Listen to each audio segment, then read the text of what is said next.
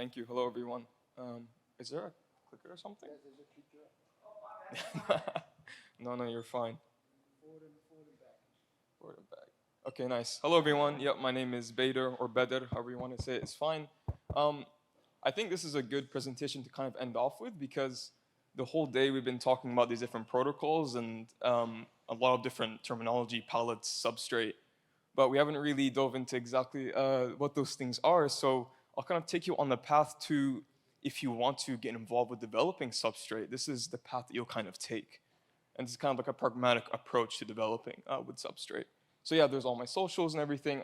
I work at the Web3 Foundation as a technical educator, specializing in usually teaching things like Substrate, Polkadot, and how they all connect together.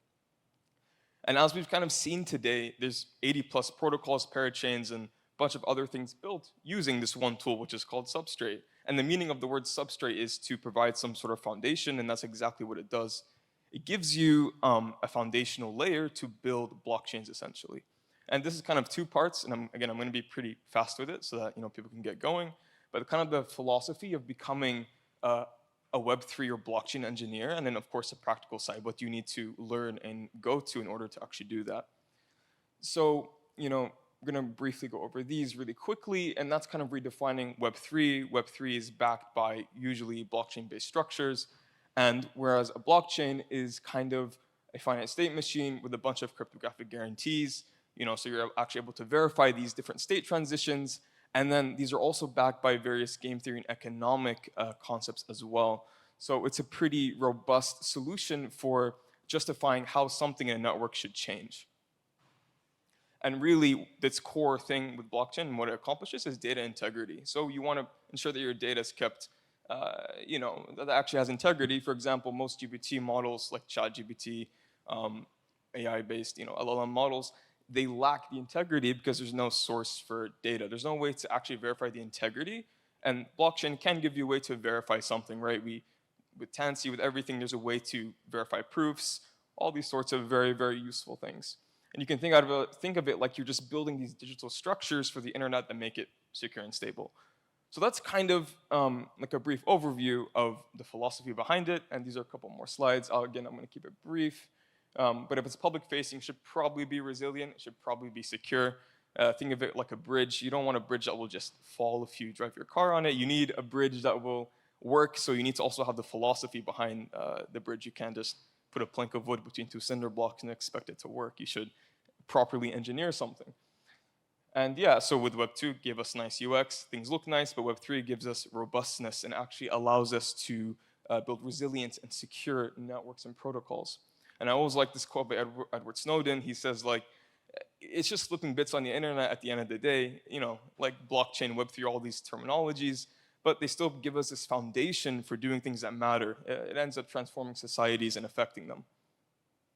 And with that, what is Substrate? Well, Substrate lets us do these things. It's a framework, a blockchain framework that lets you build blockchains.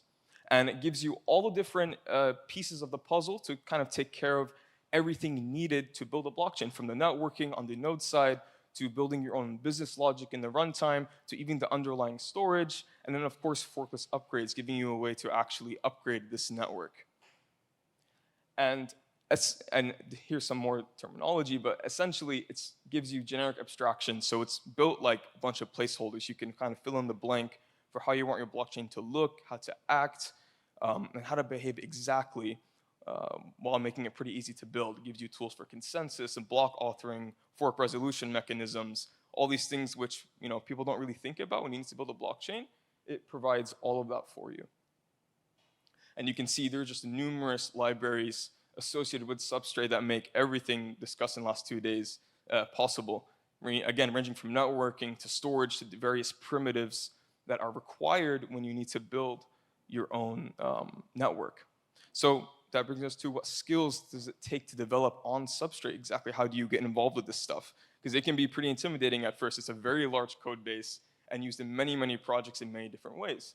But really, the core things you kind of need to know is, of course, learn the Rust programming language. This is like the most foundational, basic thing you can do is learn and know Rust. And actually, the way Frame and Substrate work is it's even more like advanced Rust, a little bit convoluted, people may say. Like they say it's almost like a Rust 2.0, but knowing Rust is crucial. And then, of course, the willingness to learn how generic and extensible the code base is. So you need to kind of dive in there and learn for yourself exactly how things work. And that's done using Frame. And Frame is another abstraction on top of Substrate that makes it easy. And Frame is what gives you those palettes and those nice modules which you use to build your chain.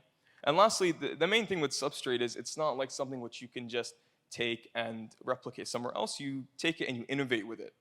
The core thing is to take and you build something new with it, something new people haven't seen before. And that's really what you're trying to do while doing it in a robust and resilient way. And again, like we've discussed, people, everyone from Teller to Tansy to everyone, they end up using tools like Substrate and Frame. And Frame gives us all these palettes or business logic modules, things like identity, even like an EVM runtime, like what Moonbeam uses to actually upload like Solidity contracts to their runtime. And really, like the most basic type of runtime has these basic palettes here. And these take care of consensus, block authoring, balances, staking, these core blockchain concepts. And that's what these palettes are for, to define those basic building blocks, or even branch outside those building blocks, like build like a collectives palette or identity palette and so on. And just a few key things if you're going to go down this path. Blockchain storage is not something, it's not just a database you just dump data into, but rather you have to use the storage you're given wisely. Everything has a cost, has a fee, so you have to use that with caution. Of course, don't roll your own crypto, and then the goal of this is to create infallible runtimes, so runtimes that are robust and won't just fail if someone gives a wrong user input or something silly like that. It should, again, be robust and handle everything accordingly. And of course, I don't really need to go over this because we've kind of seen all day what's being built. But everything from a feeless blockchain that derives economic security from Polkadot, like a parachain, to even maybe a solo chain with a custom consensus mechanism. Or maybe you want to replace the accounts model that's usually used in most blockchains with a UTXO model, like what Manta has done. Yeah, that's all entirely possible. Self-governed digital societies, if you want to get more abstract. These things you can kind of do. But using those core concepts of ensuring that your code is robust and your design is robust, that you're thinking about all the different implications of what you're doing. So to get started, there's a bunch of different ways to get started, from more intensive in-person experiences like the Polkadot Blockchain Academy, which I have been fortunate to be a part of. This is a place where they basically build Substrate engineers. Like they take them, put them through a 4-week program. It's super intense, and then you get a pretty good engineer by the end of it. At Web3 Foundation, we're actually working on some exciting edX courses, so completely free and open courses, open source courses that will teach you everything from basics of blockchain to Rust to Substrate. And then, of course, there's a Substrate Developer Hub, which is a pretty good place for documentation around and examples of what you can do with Substrate and Frame.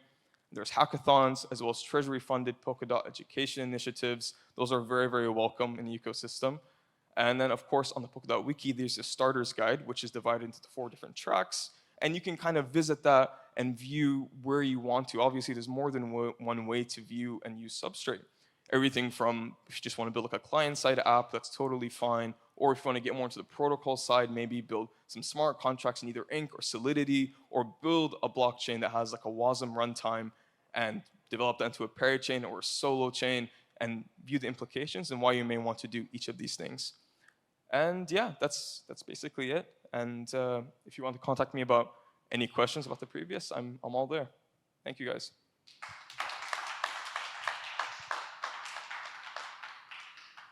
Come on, last talk of the day.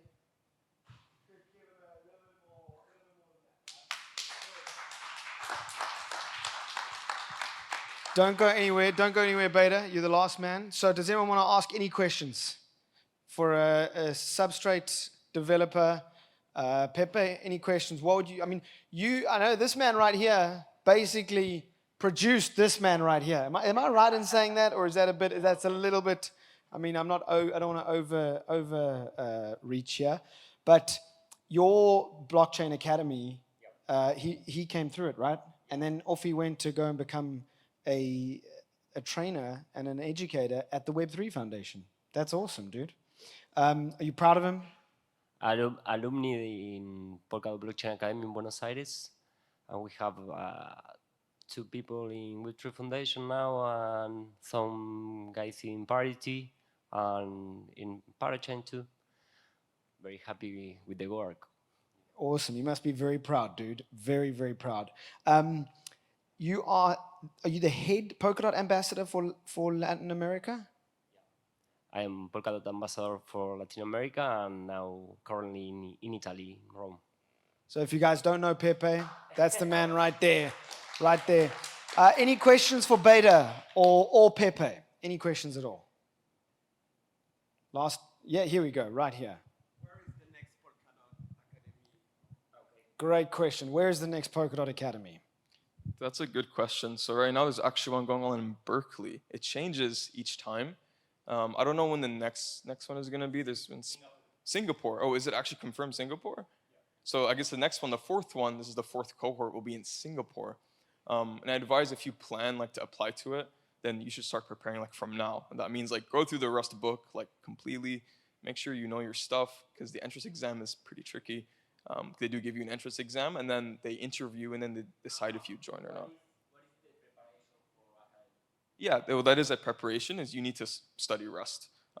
Like that's really the main thing that you need to be doing is ensuring that you have really good knowledge of the language, so that doesn't hold you back. Because you're going to be spending more time learning Substrate there and blockchain engineering. Because there's actually a lot more to blockchain engineering than even I thought initially.